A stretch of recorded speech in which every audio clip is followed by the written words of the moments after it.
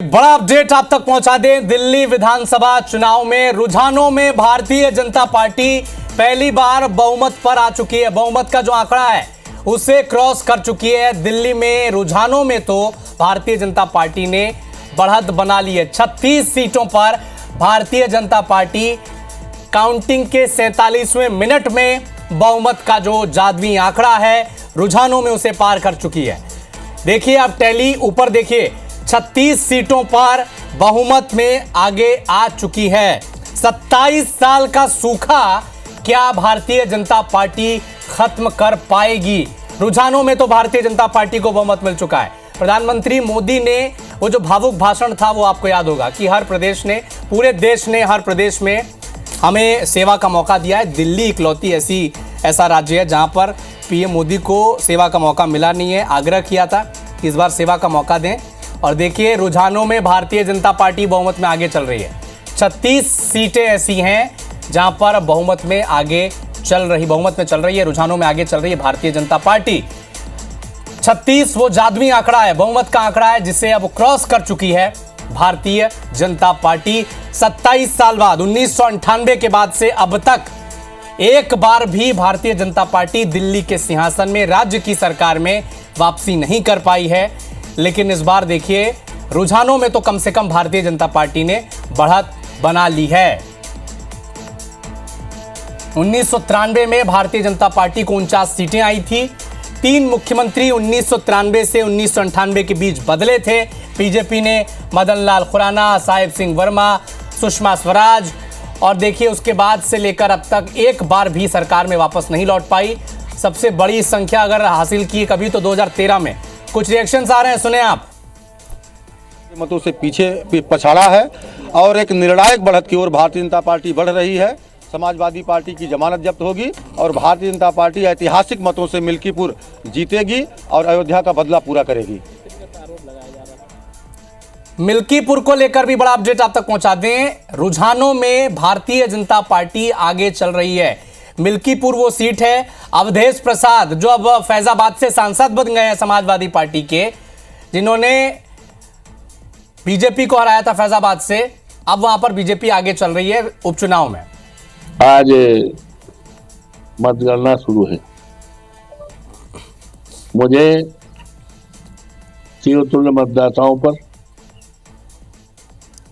प्रभु श्री राम की कृपा पर, हनुमान जी की कृपा पर, माँ सरजू माई की कृपा पर और हमारे नेता माननीय अखिलेश यादव जी की कृपा पर यकीन और विश्वास के साथ मैं कह सकता हूं और कह रहा हूं कि भारतीय जनता पार्टी ने यूं तो बेईमानी का पूरा रिकॉर्ड तोड़ दिया गया।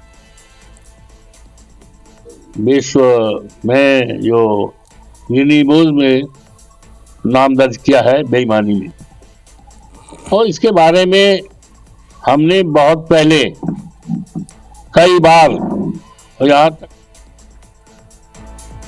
तो एक बड़ा अपडेट आपको दिल्ली विधानसभा चुनाव में बता दें। रुझानों में पहली बार भारतीय जनता पार्टी ने बहुमत का आंकड़ा पार कर लिया है। रुझानों में भारतीय जनता पार्टी आगे चल रही है। 36 सीटों के जादुई आंकड़े को अब पार कर लिया है दिल्ली में भारतीय जनता पार्टी ने। 1998 के बाद 27 साल का सूखा खत्म करने की तरफ अब अग्रसर चल रहे हैं भारतीय जनता पार्टी। और भारतीय जनता पार्टी ने लगातार जो वादे किए थे, जिस अंदाज में चुनाव लड़ा, केजरीवाल पर सियासी हमला बोला, भ्रष्टाचार को मुद्दा बनाया, खुलकर कहा भारतीय जनता पार्टी ने कि अगर काम किया है, जो वादे पूरे किए हैं अरविंद केजरीवाल ने, तो दे दीजिए उन्हें वोट, लेकिन अगर नहीं किए हैं तो बीजेपी को मौका दीजिए, डबल इंजन की सरकार बनाइए। अब देखिए रुझानों में भारतीय जनता पार्टी आगे चल रही है दिल्ली में। कई बड़े सीटें ऐसे हैं जहां पर आम आदमी पार्टी के जो बड़े चेहरे हैं वो पीछे चल रहे हैं, चाहे वो अरविंद केजरीवाल हो, चाहे वो आतिशी हो, या फिर अवध ओझा हो, गोपाल राय हो, मनीष सिसोदिया हो, ये सब पीछे चल रहे हैं। पोस्टर बॉय जो आम आदमी पार्टी के थे, इनके चेहरों पर इस बार दांव लगा था। करो या मरो की स्थिति थी, डू एंड डाई की स्थिति थी। यहां पर बड़े चेहरे रुझानों में तो कम से कम फेल होते नजर आ रहे हैं। वो जो तिलिस्म था वो क्या टूटता दिख रहा है, ये बड़ा सवाल है। हालांकि 2-2.5 घंटे 3 घंटे बाद दिल्ली की तस्वीर साफ हो जाएगी, लेकिन दिल्ली के शुरुआती रुझानों में, नतीजों में, बैलेट पेपर और ईवीएम की गिनती भी अब शुरू हो चुकी है। रुझानों में तो कम से कम भारतीय जनता पार्टी ने बहुमत का आंकड़ा पार कर लिया है और सबसे बड़ी सफलता ये रही है इन रुझानों में कम से कम बीजेपी की कि बड़े चेहरों को लीड लेने से रोका है। शुरुआती रुझानों में जो बड़े चेहरे आम आदमी पार्टी के वो पीछे चल रहे हैं।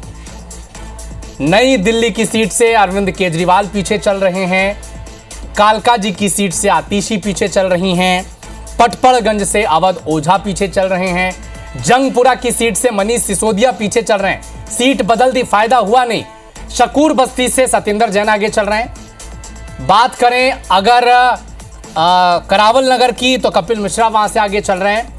तो एक बड़ा अपडेट आपको बता दें, बिजवासन से बीजेपी के कैलाश गहलोत, अब देखिए बिजवासन वो सीट है जहां से आम आदमी पार्टी में मंत्री रहे थे कैलाश गहलोत। चुनाव से ठीक पहले इन्होंने साथ छोड़ा था बीजेपी का, आम आदमी पार्टी का, और बीजेपी में शामिल हुए और बिजवासन से टिकट भी दिया बीजेपी ने और अब आगे भी चल रहे हैं। विजेंद्र गुप्ता बड़े चेहरे हैं, भारतीय जनता पार्टी के प्रदेश इकाई के आगे चल रहे हैं। सोमनाथ भारती मालवीय नगर से आगे चल रहे हैं। शकूर बस्ती से सत्येंद्र जैन आगे चल रहे हैं। सौरभ भारद्वाज ग्रेटर कैलाश से आगे चल रहे हैं। शिखा राय, बहुत दाव चला था बीजेपी ने लेकिन पीछे चल रही हैं। मोती नगर से सतीश खुराना,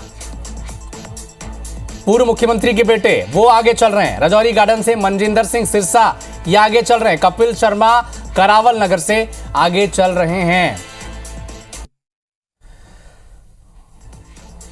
तो देखिए बहुमत, रुझानों में बहुमत अब बीजेपी पार कर चुकी है। 36 का जो जादमी आंकड़ा था वो कम से कम बीजेपी ने रुझानों में तो पार कर दिया, जबकि 70 में से 63 सीटों में रुझान आ चुके हैं। आम आदमी पार्टी 26 पर रुझानों में आगे चल रही है।